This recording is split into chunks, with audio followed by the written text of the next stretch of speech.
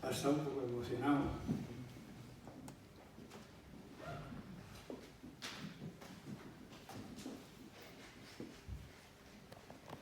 Bienvenidos todos. Yo quisiera transmitiros que en este acto hay tres protagonistas. Uno ya lo habéis visto, estará todo el tiempo en el acto, que es Adela, y que además esto va a servir y que sirva como ventana para conocer de sus dificultades, ya los habéis oído, para transitar con y por esta terrible enfermedad y hacerlo de forma digna y con ayuda, que es lo que necesitáis. El segundo protagonista de este acto es el grupo que quiero llamar los 7 Magníficos, que son esas organizaciones bien conocidas por todos vosotros, muchos de los cuales pertenecéis al sector marítimo, que generosamente han contribuido con sus donaciones a que este libro sea una realidad. Hablo de Itxas Museo, que se postuló como editor, y de estos que tenéis en la pantalla: Dair Ingenieros, Naviera Murueta, Consulmar, Grupo Ibaizábal, Petronor y Tecnalia, que ha hecho un excelente trabajo de identificación de los materiales del puente. También tiene su protagonismo y mi agradecimiento a dos generosas familias, Altaza Zuazola y Altaza Estebanes, que han contribuido también económicamente a este libro. Mi agradecimiento a mis dos prologadores, uno de los cuales es John, que me ha dedicado un cariñoso prólogo, y no quiero olvidar en esta ocasión, aunque ya no está entre nosotros, a mi amigo José Luis Trueba, animador y conseguidor de que todo lo que anteriormente he escrito haya sido publicado y que estuvo al día del desarrollo de esta aventura, de este libro, que no se hace naturalmente en un año, y todavía él estaba con nosotros. El tercer protagonista es el libro, que es el resultado de mi curiosidad por desentrañar algunos de los misterios que después de varias publicaciones todavía no han quedado del todo aclarados sobre el puente colgante o el puente Vizcaya.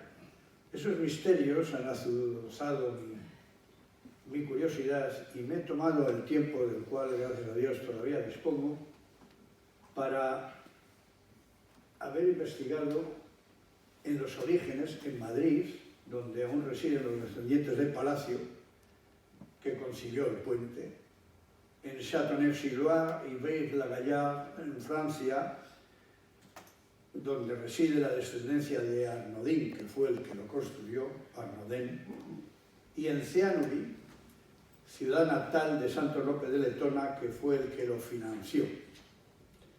Todos estos familiares, que son ya amigos, me prestaron su atención, un montón de documentos y muchas respuestas a mis preguntas. Este libro, fruto de todo ello, tiene 8 capítulos y 2 anexos, y voy a pasar por ellos casi de puntillas, porque lo que interesa es que abráis el libro y perseveréis una a una en la lectura de más de sus 350 páginas. El primer capítulo se lo dedico al hierro, que forma la piel, los músculos y los tendones de esta maravillosa construcción. El hierro vizcaíno, que conocía medio mundo ya en el siglo XVI y XVII, XV incluso, por su abundancia, por su calidad y por la excelencia de los productos que se obtenían gracias al mineral de hierro de los montes cercanos a Bilbao, un mineral que era rico en hierro, hasta el 65% tenía el mineral, y que era pobre en elementos que le perjudican, como es el fósforo y el azufre, porque esos elementos entonces, en aquella época, no se podían eliminar. El primero de todos, como digo, es nuestro hierro, al que me gusta llamar oro ocre, porque sin duda su apreciado valor ha sido la base de todo el desarrollo industrial y social del que disfrutamos en este momento los locales. Existen muchas referencias escritas de la excelencia de nuestro hierro vizcaíno, de las que en su destilado traigo tres que me han parecido muy significativas. La más conocida es la que el insigne dramaturgo Tirso de Molina le dedicó en su obra de teatro La prudencia de la mujer, que en la escena primera pone en la boca de don Diego López de Haro los siguientes versos. Señor, soy de Vizcaya, minas son las entrañas de sus cerros, que hierro dan con que castigue hierros. Y que más adelante pronuncia algunos más conocidos todavía, que dice: vizcaínos el hierro que os encargo, corto en palabras, pero en obras largo. Aunque quizás no tan conocido, otra referencia la encontramos en la tenéis ahí en medio, la obra La monja alférez, de la donostiarra Catalina de Erauso, que se pasó su vida disfrazada de hombre, luchando en todas las escaramuzas y combates que podía, o se le presentaba. Y ante una pelea, se pone en guardia y afirma: esto es hecho, allá va la vizcaína que nunca vuelve sin hacer cecina. Como veis, sí, ¿no lo ves? ¿Podéis seguir?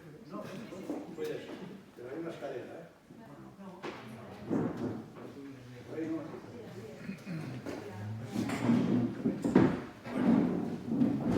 Bueno, como veis,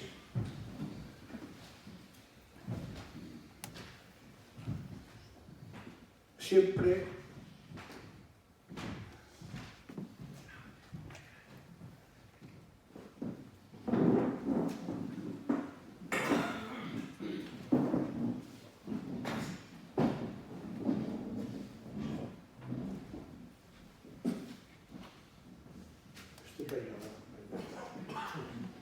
yo, como veis, siempre refiriéndose a las espadas de forja vizcaína y más concretamente de manufactura bilbaína. Y es que la calidad del hierro y la fabricación de las espadas de Bilbao, y por extensión de todas las ferrerías vascas, era bien conocida ya en el siglo XV. Por ejemplo, los reyes católicos, para la defensa de Sicilia, le encargaron a Diego de Soria el acopio de armas labradas en las ferrerías de Vizcaya, Guipúzcoa y Álava, y añadía que se labren dejando toda la obra. Maestros espaderos bilbaínos como Pedro de Munguía o Pedro de Lezama están presentes en otros sitios, además de aquí, en Sevilla, porque llevaban allí sus técnicas y las enseñaban. E incluso sus espadas han llegado hasta nuestros días porque están depositadas algunas en los museos de Londres, Torino y Milán. Pero quizás la referencia más importante y desde luego la más universal es la que hace Shakespeare en su obra Las alegres comadres de Windsor, que en el acto tercero, en la escena quinta, pone en boca del grueso Falstaff la frase "to be compassed like a good Bilbo", que podemos traducir estar encajado como una buena espada bilbaína, porque se quejaba Falstaff de que le embutieron en un tonel lleno de ropa sucia y le colocaron la cabeza junto a los pies, como si se juntasen el pomo y la punta de una elástica espada de Bilbao. Es lo que nos cuenta Shakespeare. Además nos descubre Shakespeare en lo que siglos más tarde sería una constante en el desarrollo de nuestro comercio marítimo sobre todo, llevándose nuestro mineral para sus hornos en Inglaterra. Todo gracias a nuestro excelente hierro obtenido de nuestro mineral procedente de los montes cercanos a Bilbao y trabajado y conformado en nuestros cientos de ferrerías, primero de viento y monte a Aizeolac y posteriormente las de agua y valle Cerraolac, como lo describe primorosamente nuestro inmortal Pérez Galdós en su episodio Luchana, en su larga obra Los episodios nacionales. Este capítulo contiene hasta historias de espías enviados a descubrir técnicas metalúrgicas en el extranjero, que además se comunicaban en un código especial y muy desconocido para el enemigo, ni más ni menos que era el vascuence de entonces. voy de puntillas. El segundo capítulo lo ocupan tres personajes que hicieron posible el puente. Palacio, el primero, un personaje mejor comprendido fuera de España que localmente, al que hasta hoy, incluso hoy, no se le ha hecho justicia, ni se le ha reconocido todo el valor o incluso la autoría de alguna de sus obras. Palacio fue un personaje singular, más ingeniero que arquitecto, porque se ocupó y se preocupó de introducir en la arquitectura nuevos materiales como el hierro, que estudiaba sus propiedades y los empleaba en sus obras, algo que no era lo más usual en aquella época, mediados del siglo XIX, cuando en la arquitectura, entonces, los avances tecnológicos estaban buscando un lugar ocupado tradicionalmente por el arte. Pocos saben, y alguno incluso llega a dudar, que Palacio, muy joven, realiza el cálculo de las estructuras metálicas de obras tan significativas como el Palacio de Cristal y el Palacio de Velázquez, ambos edificios en el Parque del Retiro de Madrid. Mis amigos pusieron en mi mano el documento donde la Escuela Superior de Arquitectura de Madrid homologó con aplausos y por unanimidad el título de arquitecto Alberto de Palacio, que había estudiado la carrera en Barcelona, siendo uno de los miembros del tribunal el formidable arquitecto profesor Velázquez Bosco, que veis ahí una de sus obras, que sin duda, en directo, apreció la valía de Palacio, al que confió el cálculo de las estructuras de sus dos simbólicos edificios que he comentado. Y muchos más valores encontraréis en el interior del libro, por supuesto. Palacio falleció en Las Arenas y descansa en el cementerio de Portugalete, donde, ironías de la vida, se trasladó su cuerpo en un bote porque su puente estaba entonces destruido. El segundo importante del puente, protagonista del puente, es Arnaudin, que fue el constructor del puente, todo un caballero francés, caballero de la Legión de Honor francesa y caballero de la Real Orden de Isabel la Católica Española, que ha pasado a la historia por haber mejorado la suspensión tradicional de los puentes colgantes, inventada por el francés Seguin, desarrollando el cable trenzado por torsión alternativa, que patentó y que es el elemento fundamental para la seguridad de los puentes colgantes. Además, fue inventor de máquinas para remachar, lo que facilitó el trabajo de los remachadores y aumentaron la calidad de estas uniones. A este gran personaje y a sus diferencias y discrepancias con Palacio le dedico más de 40 páginas en el libro. Y pasando páginas llegamos, perdón, me he saltado a el ilustre Santos de Letona, que fue el financiero, el que financió, el que creyó en Palacio y financió la construcción y los primeros pasos de explotación del puente. Era un hombre tranquilo, discreto, nació en Cianuri, emigró a México, hizo una fortuna y cuando vino la distribuyó en montones de actividades tan diversas como el accionista del ferrocarril La Robla, la fábrica de boinas de la Encartada de Balmaseda, hoy convertida en un precioso museo, la fábrica de algodón de Usánsolo, y que además se posicionó como promotor y constructor de lo que hoy es el Ensanche. Y hay casas suyas en todo el centro de Bilbao. Todavía han resistido el tiempo de entonces y ahí están. Además, figura aquí, como os digo, porque fue el mayor accionista de la compañía que gestionó la construcción y la puesta en marcha del Coloso. Su papel como presidente fue más allá de lo meramente económica, porque fue un hombre que con su talante fue capaz de amansar las aguas revueltas que las discrepancias entre Arnaudin y Palacio, como ya os he comentado, se agitaban con frecuencia. Su natural humildad y generosidad se volcó sobre el pueblo que debió nacer, Cianuri, al que ayudó siempre que se lo pedían, llegando incluso a costear una iglesia en el pueblo para facilitar la asistencia a los oficios de aquellos mayores con dificultades para ascender el largo y empinado camino de 800 metros hasta la iglesia parroquial de Santa María. Su comportamiento ejemplar con Cianuri le valió el reconocimiento de los cianuritarras que le nombraron hijo predilecto. Su cuerpo descansa en el panteón familiar en un nuevo cementerio en Cianuri que él construyó para sus paisanos. Pasando páginas, nos adentramos en el capítulo 3, donde paso revista a los otros puentes colgantes de Bilbao, que a ver los hubo, pero que los aguaduchos y nuestras repetidas guerras carlistas se encargaron de hacerles desaparecer. Son por este orden de aparición y de desaparición el puente colgante de Dulceña, el puente colgante de San Francisco, que sufrió varias modificaciones, y el puente colgante de los Fueros. A cada uno de ellos le dedico tiempo para contaros de su nacimiento y de su definición.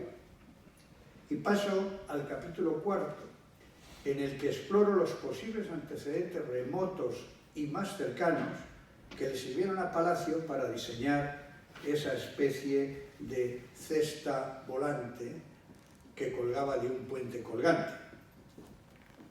Fijaros bien, en 1869 el ingeniero neoyorquino Morse pues pensó que para cruzar el East River esto era mucho mejor que lo que se planteaba con Roebling, que quería hacer un puente masivo con cables, etc.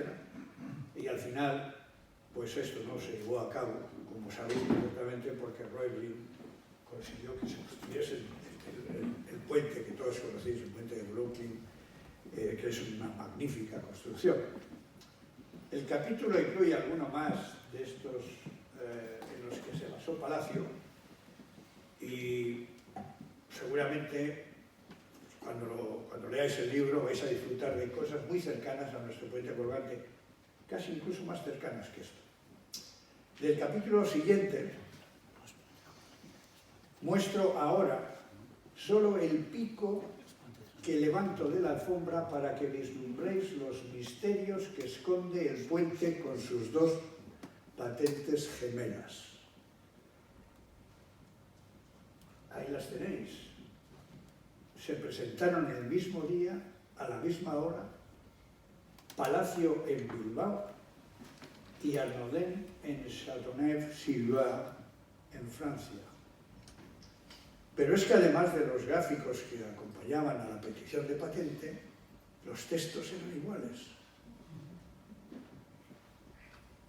Aquí os he puesto el manuscrito de Arnaudin a la derecha, el texto que acompañaba, que es exactamente, dice lo mismo en francés, que para el caso en que se empleara un motor eléctrico de aire comprimido, bla, bla, bla, es exacto. Misterio al que le dedico muchas horas de investigación con alguna sorprendente conclusión. No se copiaron uno del otro, sino que existió un acuerdo privado entre los dos para presentarlo al tiempo, uno en Châteauneuf y el otro en Bilbao. En el capítulo 6, dedicado a la construcción, describo minuciosamente cómo se gestó, las dificultades de su financiación, los problemas encontrados en su construcción, desde el asentamiento hasta la erección de las torres, el montaje del tablero de la barquilla y su fijación, de las que os pongo ahí alguna imagen, mediante cables, fiadores, tirantes, péndolas y remachas. Superadas muchas dificultades que describo en el libro, el puente se inauguró finalmente el 28 de julio de 1893. Y llegamos al capítulo 7. En tiempo de guerra, usando ese símil freudiano de oscuro objeto del deseo, los puentes en tiempo de guerra son eso, el oscuro objeto del deseo para todos los beligerantes. Esto pasó con nuestro puente, que durante nuestra guerra civil y más concretamente en la toma de Bilbao, fue primero bombardeado por la aviación italiana, en la mañana del 13 de junio de 1937. Como tenéis ahí a la izquierda,